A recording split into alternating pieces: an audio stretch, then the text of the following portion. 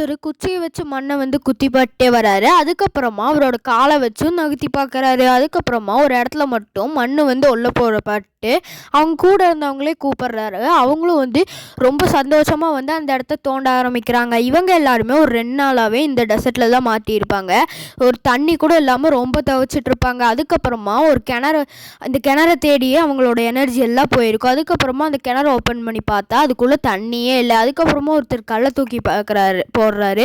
அங்கே தண்ணி இருக்கிறதுக்கான அறிகுறியே இல்லை. சரின்ட்டு ஒருத்தர் வந்து எதுக்கோ உள்ள இறங்கி பார்த்தா அங்கேயும் வந்து பூரா மண்ணாக இருக்குது. சரி அதே கோவத்தில் ஏறலான்னு போகும்போது அந்த கல்லுலலாம் ஈரப்பதம் இருக்குது. அப்போ வந்து கீழே இருக்க ஒரு கல்லில் மட்டும் லைட்டாக தண்ணி சொட்டிகிட்டே இருக்கும். அதுக்கப்புறமா மேலேருந்து ஒரு 2 குட்டியான பாத்திரத்தை வாங்குறாரு.